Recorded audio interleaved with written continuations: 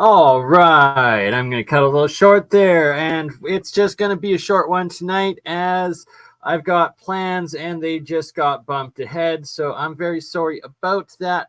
Welcome, everybody, and welcome, Sandy Minard. Sadly, no, and it is very concerning, and I want to see proof of life for Dutch. I don't know what's going on. Prayers are with him and his family. But either way, he's been shut down, forced to stop streaming, forced to stop doing his work. And for all we know, like on his last video appearance himself, like him talking, he said he was getting threats or possibly even attack on his life. The last post made by him was saying that he's moving and that he will be coming on to give an update on my show and that he is okay. So prayers are that that is the case and that we're able to get him on soon and connect the dots. And in fact, connecting the dots, we need to bring Dutch sense together with these individuals, Salvatore Pias, as well as Ashton Forbes, as well as Bob Greenyer, alienScientist, and Dutch Sense, and Eric Hecker again to really push and blow open disclosure wide open. And that's what this is about.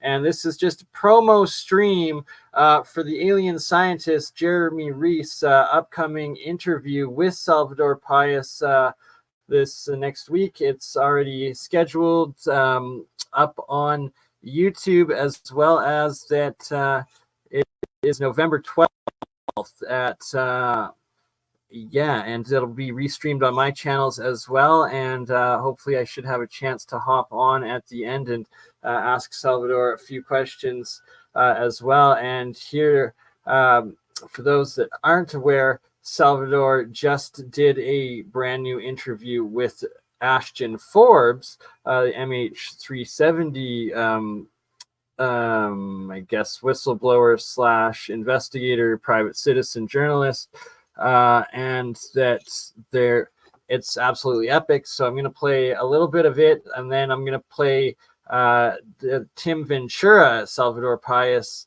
episode as well from a month ago. That's absolutely groundbreaking and sent ripples across the entire government structure and disclosure community, and it's all coming out at once.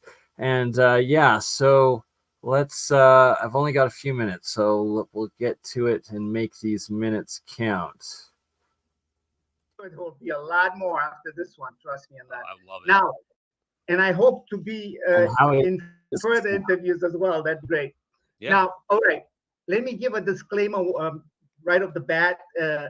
I'm required to do this. So I come on this podcast as a private citizen, and the let's say the statements, speculations, opinions that I make are in no way implicating the United States Navy nor the United States Space Force. Boom, right there. Salvatore Pias was working for the U.S. Navy, now working for U.S. Space Force.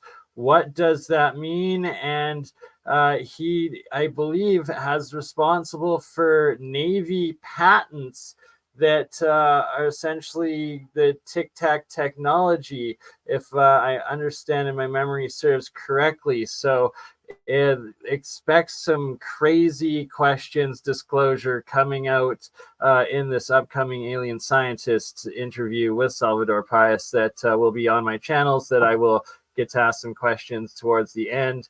And and Ashton Forbes, shout out to Ashton. We're going to be doing another interview very soon together, and I hope to bring Ashton together with also this man and genius. And for those who haven't yet seen Bob Greenyer's MH370 presentation and live stream from 3 days ago that he did immediately after seeing the alienScientist Ashton Forbes interview that I got to be a part of. And that, if you look for Shoreham Airport, and it was the oldest purpose-built airport. So it was on HMS Indomitable on the way to here Bob's talking about how he's actually witnessed TICTACs as a child, that his dad, some disclosure in history on his dad took them out and knew that they were going to be there and that they were at an old airfield. And yeah, quite fascinating story, but it goes deeper than that. And Bob also goes into the technical video analysis of these MH370 disclosure videos that Ashton Forbes has since brought awareness to.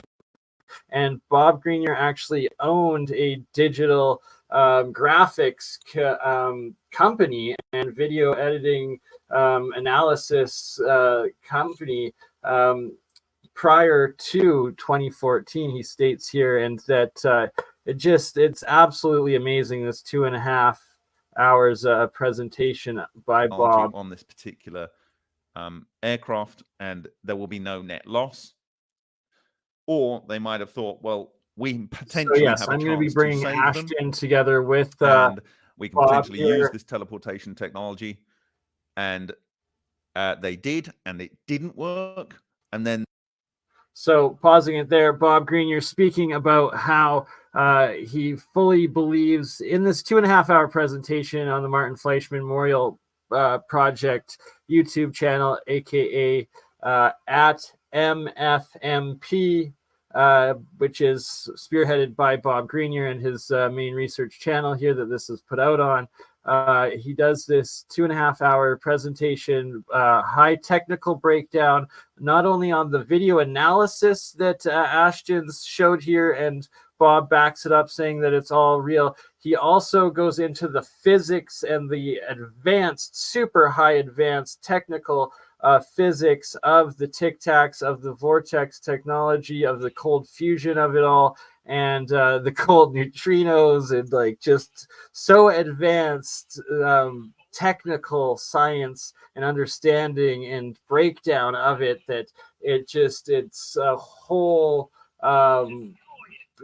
additional case of evidence, or just textbook, I would say, lecture. And oh god, it's amazing. So I'll play a minute of it quickly.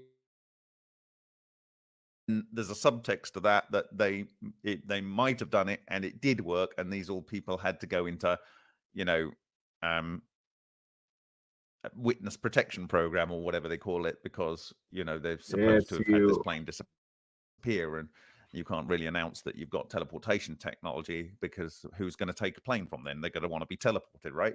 No one wants to go to an airport and go through security and do like 10, 15, 20 hours on a plane if you can just be teleported, right? So, you want to keep that for military reasons and stealth reasons and so forth.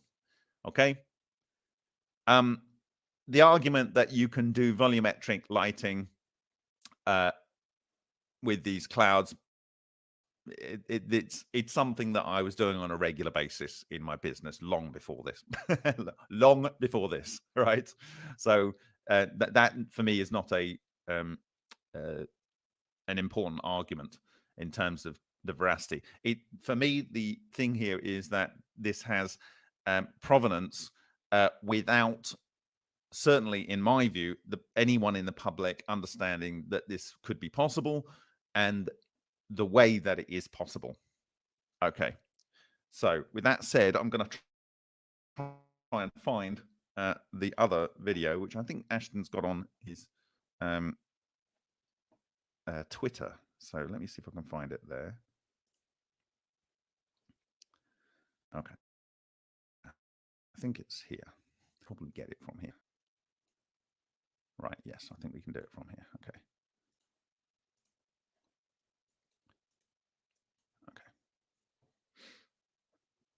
So what we've got is one of the stereoscopic images over on the right.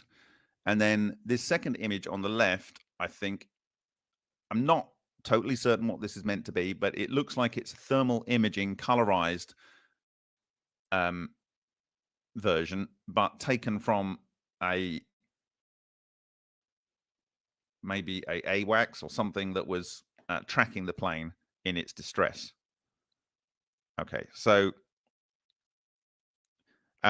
And for those people, you know, I hummed and ahed for the best part of 10 days on whether I was going to discuss this. And really, when I saw the Jeremy Reese interview and realized that this was a video from 2014, and with the context that I've just given you and what you see, and that knowing that this can cause things to disappear, and they tend to do that disappearance, they go in a flash, I was compelled to do this. So for those that like to attack the project when they feel that we're going off subject, I'm sorry for you, but I believe that this is fully on subject, and I think that at some point we've got to address ways in which this technology has been used, because we need to wake up to its possibility. If it turns out to be fake, well, it's a pretty well-informed fake, is all I can say. And I didn't go back in time and force them to make this video with what we know now. Okay, so we play the second video here. All right, so pausing it there, and like Bob was stating, he's doing high technical breakdown of both the videos, as well as explaining the physics and how much he's learned, and we've all learned in understanding the physics and the high definition physics of these TICTACs in the last 10 years, in the decades since this incident happened and this video first came out, and just how impossible it would have been to fake back then, yet alone only 4 days after this video, or after the original MH370 aircraft went missing. And that he also suspects, as does I'm going to be talking again with Walter Bosley about this, that it's American technology. And I think we're going to try to put together a giant, massive round table with everybody, all of the experts and researchers and wealth of community of knowledge here, coming together, bringing out this disclosure that this is most likely American technology. But I'm going to get one more quote here from Salvatore Pias, and on the Tim Ventura interview with also live on Twitter. Make sure you give a heart. Twitter, Facebook, Twitch, Rumble, YouTube, on X, on it all. So we're multi-streaming, and here we go. Salvatore Pias and Tim Ventura. Said time travelers, other people have suggested dimensional travelers, so Lord only knows. But put it this way, extremely advanced civilization. Yeah. Possibly Earth related. Who is to say? I mean, the whole idea of these things just popping out of water, please. You see what I'm saying? You never know what's down there. What? We have what? More than 75% of the Earth's surface we have not really explored. We don't know what's down there, what the capabilities are, what exists. What if this is a civilization that's always been here? What if?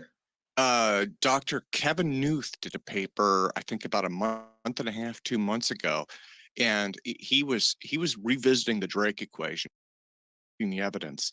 And in 2017, my defense contacts started to gently nudge me and say, Tim, pay attention to this. There's something happening here. And so as I started to get into it, I was like, well, I don't want to believe in it, but it seems like something is happening. What's interesting, though, is like the more that I learn about it, the more I feel like this may be some kind of robotic probes. I don't know. Have you ever? Right. I'm not sure where you're at. AI government. Artificial general intelligence is definitely very, very important. It talks to the superforce. I have this idea that the superforce leads to a super bang, which leads to super intelligence. I truly believe our cosmos, our universe, is a sentient entity. It has to do a lot with the 99.99% plasma composition.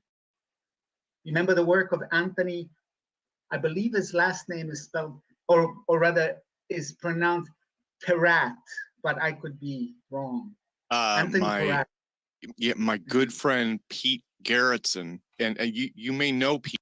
All right, so you're gonna pause that one there as I'm running out of time, and yeah, so all 3 of these videos are for the videos available in the live chat. I posted the links as well as in the description links of this live stream video itself. And on November 12th, we are going to have this man, Salvatore Pias, become an interstellar civilization. That as well as Ashton, maybe, Forbes again. just maybe, after that, give us shout a out chance to Shem. survive. Good day, brother. Might The road later that too. we are Shem and currently Sarah. on is total abyss. Probably should not be talking over. All right, so there we go. We're gonna be on the live in 4 days' time. Salvatore Pias with Jeremy Reese, the alien scientist. A shout out to Jeremy and all that he does, and it's epic to be able to broadcast that live and what will be going on, interviewing, and some questions I'll probably be able to ask at the end. So yeah, gonna be one epic show. Looking forward to it. And shout out Shem Jacobs, Tartarian Truth, Esra Mindful Exposures, and we might be doing a stream later. Either way, I believe they are, and we'll see you over there. Sadly, I've got to go, and we'll see you on the 4th at the very latest. Love you all. You crazy mother. Yeah. It's just BurnEye. BurnEye just like last week, huh?